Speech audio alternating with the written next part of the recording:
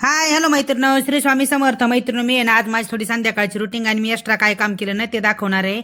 इथं मी पहिलं ना दादाकडं बाजरीचं दळण दिलं आहे दळून, आणि नंतर लगेच मेथीची भाजी खुडून घेते उद्याच्या डब्यासाठी. थोडा टाइम होता म्हणून भाजी खुडून घेतली. आतमध्ये थोडं काम चालू होतं. मैत्रिणी, आतमध्ये ना दादाला काल एसी घेतला होता ना, ते काम बसायचं काम चालू होतं. तोपर्यंत आहे ना ते एसी बसत होते. तोपर्यंत आहे ना मी बाहेर भांड्यान ते घासले आणि थोडी स्वयंपाकाची त्याची तयारी करून घेतली. पाती लोक आता गेले, त्यांना चहा पाणी केलं. ते गेल्याच्या नंतर आहे ना मी लागलेली आहे साफसफाईला. आणि दादाला पण घेतलं होतं मी थोडं हाताखाली, कारण आहे ना एवढी घाण झाली होती ना, सगळ्या घरात माती माती झाली होती. दादाचा बेड तर पूर्ण मातीने गज भरला होता. मग मी काय केलं, ती साफसफाई करता करताना माझं ठरलं सगळंच आवरून घ्यायचं म्हणून. मग मी त्याला थोडं हाताखाली घेतलं. हे पामी ना मशीननी आहे ना सगळीकडे माती गेलं, जिथं काढता येत नव्हती ना तिथं हे मशीननी काढून घेतली. खिडकीतली बी काढली, तिथली बी काढली. मग दादा म्हणला आई मी बी थोडी मदत करतो. मग त्याला घेतलं. त्याने ना तो तिकडं बाकी साफसफाई करत होता. तोपर्यंत मी छोट्या बेबीचा इथला ना स्टडी टेबल आवरून घेतला. त्याच्यावर बी त्यांनी पसारा घातला होता आणि तिथं पण धूळ, अख्ख्या घरात धूळ झाली होती जिकडं तिकडं. तरी पण मी जिथं जाण्यासारखं ना तिथं मी दुसऱ्या बेडचे दरवाजे वगैरे लावले होते आणि त्याचे न लागणारे दोघांचे पण पुस्तकं फेकून दिले. चालू आहे वरती मी पोटमाळ्याची पण साफसफाई करून घेतली.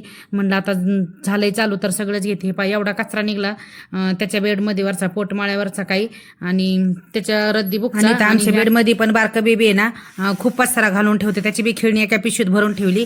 आमचे पण बेडचा लगेच कपाट वगैरे मी सगळं आवरून घेतलं. म्हणजे वरती आवरलं, कपाट आतून नाही आवरलं. वरती पोटमाळेन ते ना सगळं झाडून काढलं, त्याच्यावरची धूळ काढली. आणि बेबीची रंग पंचमीला त्याला पिचकारीन थंडी होती ना, ते बी कलरून त्याचे मी ठेवून दिले एका पिशवीत भरून. पुढच्या वर्षी सापडतील अशा व्हाईट कलरच्या पिशवीत. आणि लगेच आमचा पण बेड झाडून घेतला सगळीकडून. त्याच्या पण मी जाळे वगैरे सगळ्या काढल्या होत्या. आणि मग मी काय केलं, ही सगळा कचरा निघलेला ना त्याच एसीच्या बॉक्समध्ये टाकला. म्हटलं ते सगळं एकत्र पेटून देता येईल म्हणून सगळा कचरा मी त्याच्यातच भरला. आणि काल परवा आहे ना मी सोफ्याच्या कुशन कवर धुतल्या होत्या, त्या बी लागलीच घालून घेतल्या. मालकाला म्हटलं होतं तुम्ही रात्री ठेवा, पण ते ठेवतो म्हणजे त्यांनी काय ठेवल्या नाही तर त्याच्यामध्ये घालून.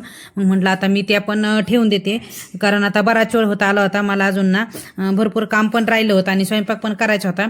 त्याच्या काय होते दोरे निघत होते म्हणून म्हणे ते चैनमध्ये गुंततात म्हणून त्याचे धागे सगळे कैचीने कट करून घेतले. मैत्रिणी, मला एवढे सोफ्याच्या कवर बसायला आहे ना कुशनच्या जवळजवळ ते अर्धा तास गेलं. खूप वेळ, कारण एवढी धूळ झाली होती. तिकडे जिन्यावर पण झाली होती. आणि मग मी काय केलं, चालू जिना पार्किंग सगळं झाडून घेतलं. सकाळी झाडलं तरी पण आता हे काम झाल्यामुळं मला परत झाडावं लागलं. आणि वरती टेरेसवर येत ना गहू पण वाळत घातले होते मला, ते पण गहू भरायचे होते. पाहिजे इथं आहे ना मी गहू भरायला आले होते. जरा आबाळ आळ्यासारखं झालं होतं, म्हणलं भरून ये ना आतमध्ये ठेवून देते, म्हणजे रात्रीचा अचानक पाऊस वगैरे आला तर माहीत नाही व्हायचा. चला आता मी एवढे गहू भरून घेते. आणि मला खाली गेल्याच्या नंतर मैत्रिणी फरशी पण पुसायची. मी आता फरशी पुसून घेते. अजून माझा स्वयंपाक पण राहिलेला आहे, मला फरशी पुसल्यानंतर स्वयंपाक करायचा आहे. चला मैत्रिणी, बाय, भेटू परत नेक्स्ट ब्लॉगमध्ये. तोपर्यंत गुड नाईट.